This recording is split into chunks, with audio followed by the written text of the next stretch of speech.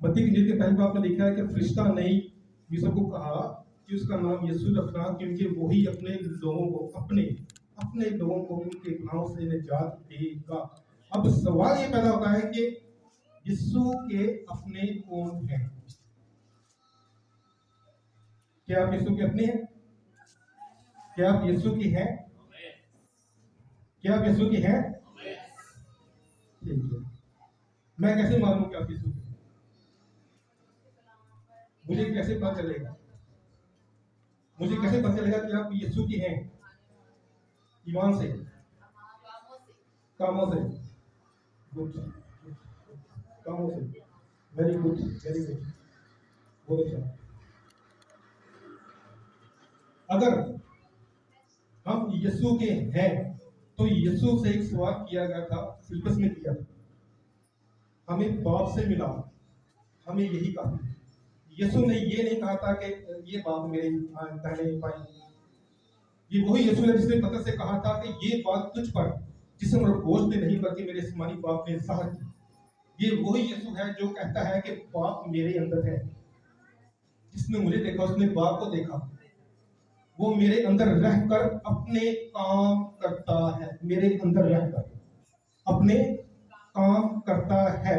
अगर आप कहते हो कि आपके अंदर मसीह यीशु है, आपके बदन में है, आपके जिस्म में है, लेकिन आपके काम, आपका चाल चलन मसीह यीशु जैसा नहीं, तो मुझे लगता है कि ये बिल्कुल ऐसा है जैसे कोई आदमी बाहर खड़ा हो और ऊपर देखे तो ऊपर कारी बदली छाई हुई है, बादल गरज रहे हैं, ठंडी ठंडी हवा चल रही है, वो शोर डाल दे, वो फटाफट चीजें संभाल लो, बारिश आने वाली है, बड़ी जोर की बारिश आने वाली है, चीजें संभाल लो, एकदम हतकती बच जाए, सारी चीजें अंदर रख दो, सब कुछ संभाल दो, ये कर उठा लो, वो चूल्हा काट दो, ऐसे कर दो, वैसे कर दो, और ठीक आधे घंटे बाद एक हवा चले और बादल उड़ जाए।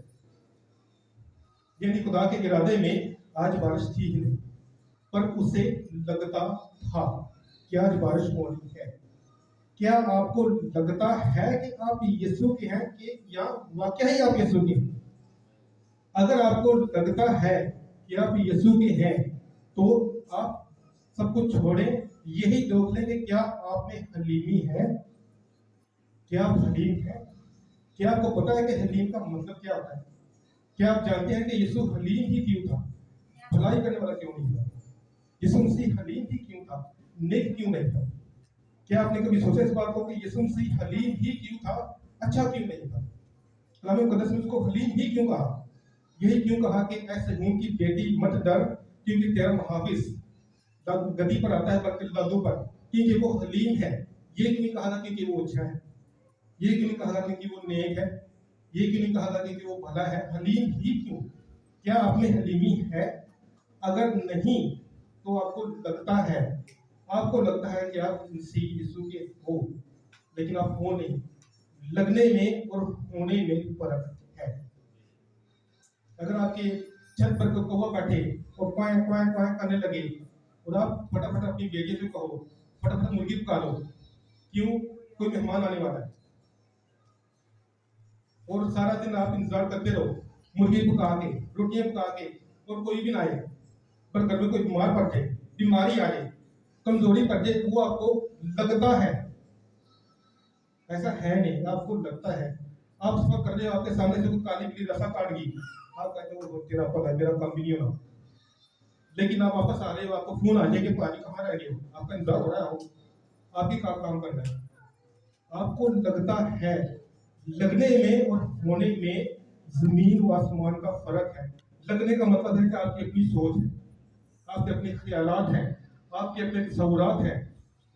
अगर मैं कहूं कि पास्टर कमर उसी की बेटी ये सोचने लगे कि मैं शहजादी हूं, मैं किसी बादशाह की बेटी हूं, ये सोचने लगे, हो सकता है वो आपकी बेटी हो सकता है वो मेरी बेटी, कल को ये सोचे, परसों को वो यही सोचे, तरसों यही सोचे, एक दिन ऐसा आएगा कि वो शहजादी जैसे कपड़े पहनना शुरू कर देगी, शहजादी जैसे खाना खाना शुरू कर देगी, शहजादियां जैसे नखरे करना शुरू कर देगी, शहजादियों जैसे काम करना शुरू कर देगी, लेकिन उसके बाप के पास शहजादियों वाली बग्गी नहीं होगी, उसके बाप के पास शहजादियों वाली गाड़ी नहीं होगी, उसके बाप के पास शहजादियों वाला बंगला नहीं होगा, पर उसे यही लग रहा है कि मैं कोई शहजादियों किसी बादशाह की बेटी हूं। इसे कहते हैं सेल्फ हिप्नोटाइज, खुद को हिप्नोटाइज कर लेना, खुद को इन चीजों में ढाल लेना जो है ही नहीं। इसे क्या कहते हैं? Self hypnotize. अगर आप बार बार सोचते हो कि आप मसीह के हो, आप मसीह के हो, आप मसीह के हो, लेकिन आप गाली देते हो, आप गुस्सा करते हो, आप बिना वजह दूसरों को चिढ़ते हो, आप दूसरे के कामों में दखलंदाजी करते हो, आप हसद करते हो, आप में दुनियादारी की लालच है, ये आपने अपने आप को खुद को हिप्नोटाइज किया हो। आपको लगता है कि आप मसीह के हो, लेकिन आप हो नहीं। तो इस चीज पे गौर किया जाए कि क्या वाकई मसीह के हो, क्या आपको वाकई अपनी वलीद का पता है, क्या आपको पता है कि आप कहां से आए हो, आप किससे पैदा हुए हो, पैदा हुए भी हो या खुद को इस ख्याली चीजों में ठान रहे हो, बस सोच ही रहे हो, एक्टिंग कर रहे हो। ईमान, सबसे पहली चीज ईमान। हम यीशु मसीह पे ईमान रखते हैं। क्या आप यीशु मसीह पे ईमान रखते हैं? क्या आप यीशु मसीह पे ईमान रखते हैं? क्या आप यीशु मसीह पे ईमान रखते हैं? क्या ख्याल हम पढ़ें याकूब का खत 2 बाब पहली से लेके आखिरी आयत तक। इन बातों पे ध्यान करना कि खुदा का खादम मर्दे खुदा आपके सामने क्या पढ़ने लगा है, जरा ध्यान से सुनना। ये बातें ईमान रखने वालों के लिए बड़ी अहम है। याकूब का खत 2 बाब पहली से लेके आखिरी आयत तक ध्यान से सुनना। ऐ मेरे भाइयों, हमारे खुदावंद जुल जलाल यीशु मसीह का ईमान तुम में तरफदारी के साथ ना हो, क्योंकि अगर एक शख्स तो सोने की अंगूठी और उम्दा पोशाक पहने हुए तुम्हारी जमात में आए और एक गरीब आदमी मैले कुचैले कपड़े पहने हुए आए और तुम उस उम्दा पोशाक वाले का लिहाज करके कहो कि तू यहाँ अच्छी जगह बैठ, और उस गरीब शख्स से कहो कि तू वहां खड़ा रहे या मेरे पांव की चौकी के पास बैठ, तो क्या तुमने आपस में तरफदारी ना की और बदनीयत मुनसफ ना बने? ऐ मेरे प्यारे भाइयों सुनो, क्या खुदा ने इस जहां के गरीबों को ईमान में दौलतमंद और उस बादशाही के वारिस होने के लिए बरगजीदा नहीं किया जिसका उसने अपने मोहब्बत करने वालों से वादा किया है? लेकिन तुमने गरीब आदमी की बेइज्जती की। क्या दौलतमंद तुम पर जुल्म नहीं करते और वही तुम्हें अदालतों में घसीट कर नहीं ले जाते? क्या वो उस बुजुर्ग नाम पर कुफर नहीं बकते जिससे तुम नामजद हो?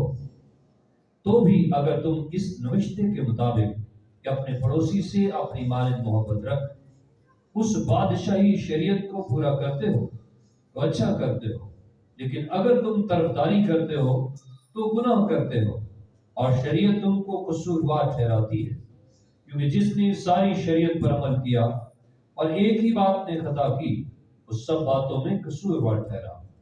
इसलिए कि जिसने ये फरमाया कि ज़िना ना कर, उसी ने ये भी फरमाया कि खून ना कर। बस अगर तूने ज़िना तो ना किया मगर खून किया तो भी शरीयत का अदूल करने वाला ठहरा। तुम उन लोगों की तरह कलाम भी करो और काम भी करो जिनका आज़ादी की शरीयत के मुवाफिक इंसाफ होगा, क्योंकि जिसने रहम नहीं किया उसका इंसाफ बगैर रहम के होगा। रहम इंसाफ पर गालिब आता है। ऐ मेरे भाइयों, अगर कोई कहे कि मैं ईमानदार हूं मगर अमल ना करता हो तो क्या फायदा? क्या ऐसा ईमान उसे निजात दे सकता है?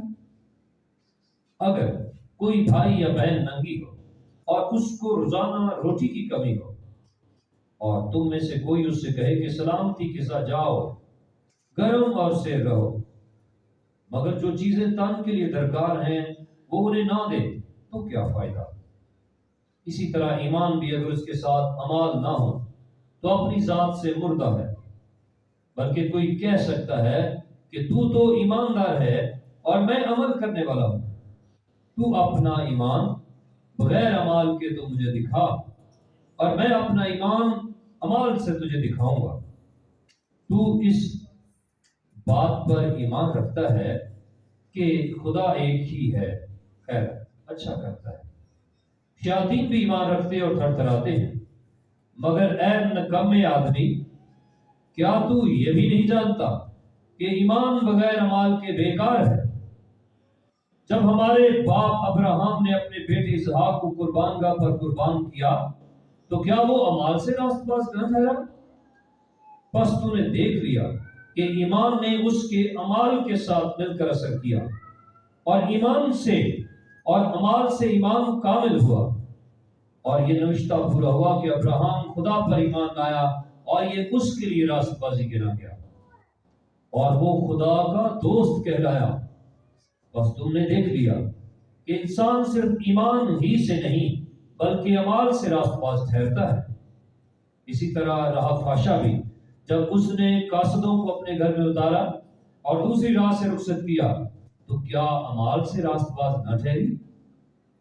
غرض جیسے بدن بغیر روح کے مردہ ہے، ویسے ہی ایمان بھی بغیر اعمال کے مردہ ہے۔ آمین۔